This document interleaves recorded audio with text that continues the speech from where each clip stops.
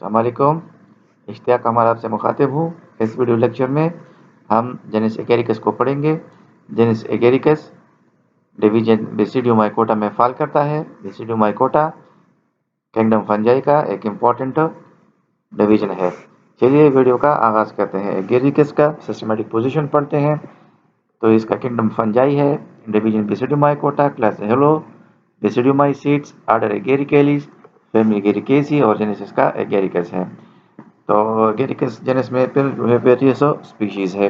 Plant body जो है वो 2 पार्ट्स पर मुश्तमिल है। एक वेजिटेटिव माइसीलियम होता है और दूसरा बेसिडियो का। वेजिटेटिव माइसीलियम फिर उसमें 3 किस्म के जो है हाइफा होता है, primary mycelium, secondary mycelium, tertiary mycelium.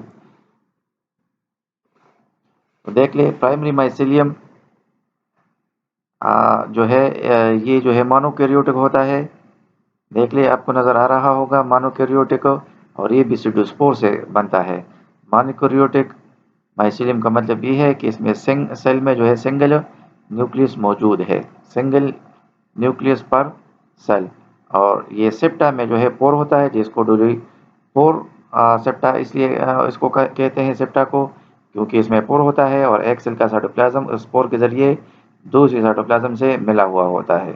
तो आपको ये प्राइमरी माइसीलियम नज़र आ रहा है। बेसिडोस्पोर से ये जर्मिनेट होता है, बनता है। एक बेसिडोस्पोर, दूसरा बेसिडोस्पोर, आप अपोजिट स्ट्रेन जब जर्मिनेशन स्टार्ट करते हैं तो उसे प्राइमरी माइसीलियम बनेगा। प्राइमरी माइसीलियम में सेल मोनोकैरियोटिक होंगे। सोन आफ्टर जो है फ्यू डेज ये जो है फिर ये प्राइमरी माइसीलियाज, 2 प्राइमरी माइसीलियाज ये फ्यूज कर जाते हैं पॉइंट पर। ये देख ले एक हाइफी जो है दूसरे को हाइफा को अप्रोच करती है और पॉइंट ऑफ कांटेक्ट पर जो है ये वॉल डिजॉल्व हो जाता है और प्लाज्मोगेमी हो जाती है। ठीक है, प्लाज्मोगेमी हो जाए तो 2 सेल से एक सेल बनता है। उसमें जो है साइटोप्लाज्म तो मिल जाते हैं, लेकिन क्या न्यूक्लियाई नहीं मिलते, उसमें 2 न्यूक्लियाई आ जाते हैं। तो लाइफ साइकिल में या माइसीलियम में जो है डाइकैरियोटिक सेल बन जाता है। ये डाइकैरियोटिक सेल जो है फिर रीडिवाइड होता है और इससे मेनी जो है डाइकैरियोटिक सेल बन जाते हैं। ये डाइकैरियोटिक सेल ये जो है अंडरग्राउंड होते हैं और इस फेज पर, इस स्टेज पर, इस माइसीलियम को हम सेकेंडरी माइसीलियम कहते हैं, क्योंकि ये डाइकैरियोटिक होता है और ये अंडरग्राउंड होता है।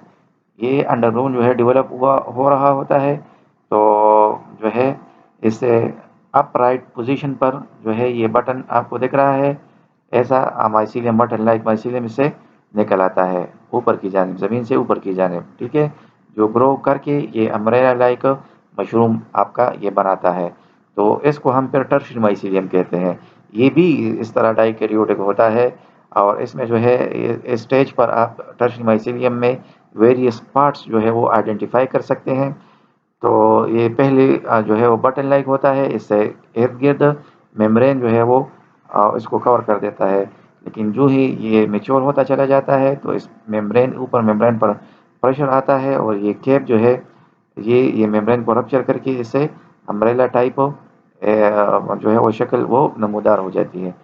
पहले जो है इसको ज़रा समझते हैं। इस टर्शियरी पार्ट माइसीलियम में जो वेरियस पार्ट है उसको ज़रा समझने की कोशिश करते हैं। देख लीजिए ये माइसीलियल थ्रेड है, ये आपको जो है कप आ रहा है जो कि मेम्ब्रेन से वो रप्चर मेम्ब्रेन है आपका। मैंने कहा कि ये अम्ब्रेला जो है मेम्ब्रेन में लिपटी हुई होती है। जो ही ये अम्ब्रेला जर्मिनेशन जो है वो स्टार्ट करता है और मैच्योर होता चला जाता है तो इस मेम्ब्रेन पर जो है वो प्रेशर आ जाता है, जिसे वो रप्चर हो जाता है। तो इसका रेमिनेंट रह जाता है बेस पर और बेस से कुछ फासले पर ऊपर स्टाइप पर भी। तो जो नीचे वाला पोर्शन है इस मेम्ब्रेन का उसको कप या वल्वा कहते हैं और ये ऊपर वाला एनुलस कहलाता है। एनुलस ANNULUS एनुलस कहलाता है। ये आपका जो स्टेम लाइक स्ट्रक्चर है इसको स्टाइप कहते हैं, STIPE स्टाइप।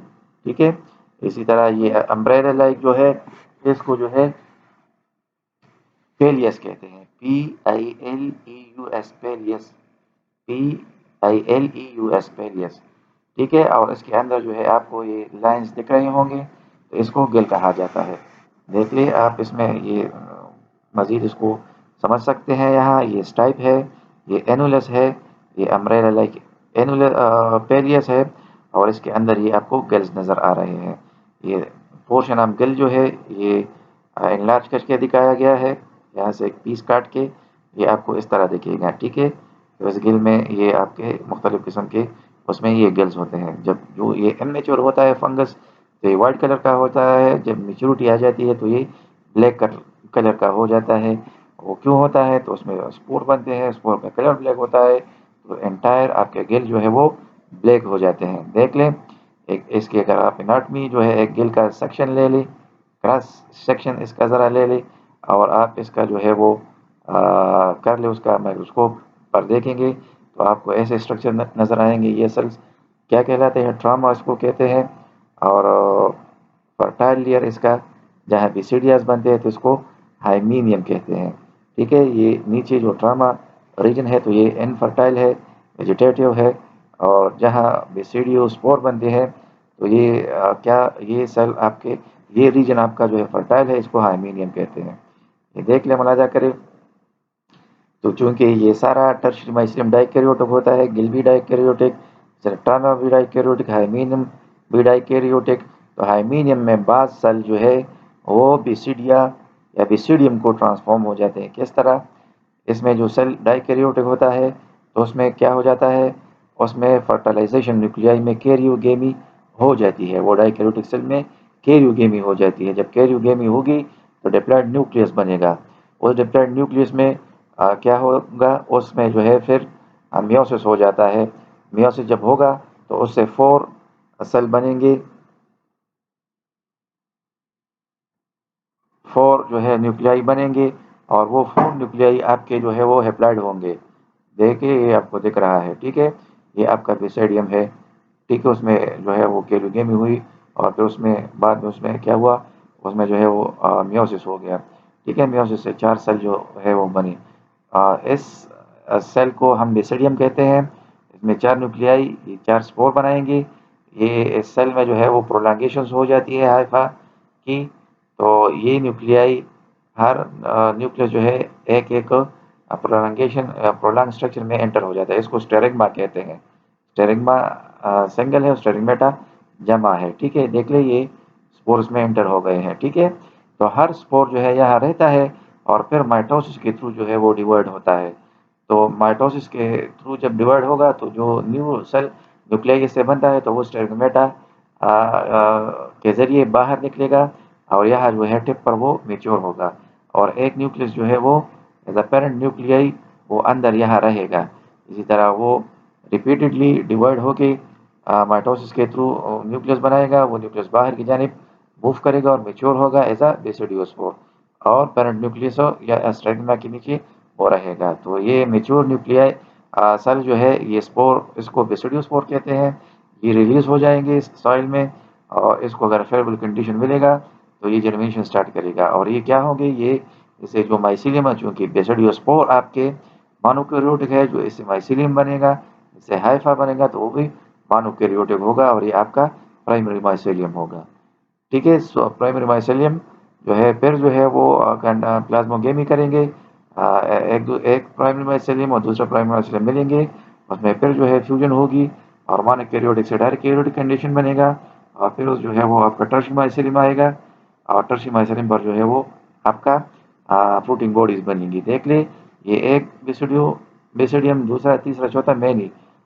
तो कलेक्शन ऑफ बेसिडियास को क्या कहते हैं, इसको प्रोटीन बॉडी कहते हैं या इसको बेसिडियोकार्प भी होता है कहते हैं, ठीक है। तो ये प्रोसेस जो है इसी तरह रिपोर्ट होता है और स्पोर से जो है आपका प्राइमरी माइसीलियम बनता है। प्राइमरी माइसीलियम से सेकेंडरी और सेकेंडरी माइसीलियम कन्वर्ट हो जाता है टर्शियरी माइसीलियम में और टर्शियरी माइसीलियम में आपके फिर जो है वो बेसिडियास आ जाते हैं और उसमें बेसिडियोस्पोर बनते हैं। एक पॉइंट आप इसमें नोट कर ले, जो आपके बेसिडियो माइकोटा के मेंबर्स है उसमें 6 ऑर्गन्स नहीं बनते और सेक्सुअल रिप्रोडक्शन थ्रू सोमेटोगेमी होती है। होपफुली आप बात को समझ गए होंगे। Let's take a brief overview. इस वीडियो लेक्चर में हमने एगेरिकस के मुताबिक पढ़ा, हमने एगेरिकस की सिस्टमेटिक पोजीशन पढ़ी, हमने उसका हैबिटेट और प्लांट बॉडी पढ़ी और उसका जो है वो लाइफ साइकिल हमने जो है उसको समझा। होपफुली आप समझ गए होंगे। सो अगर वीडियो को आप पास कर देंगे और समझ के आगे देखिए। सुनने का, समझने का, टाइम देने का बहुत बहुत शुक्रिया। खुश रहे, आबाद रहे। अस्सलाम वालेकुम।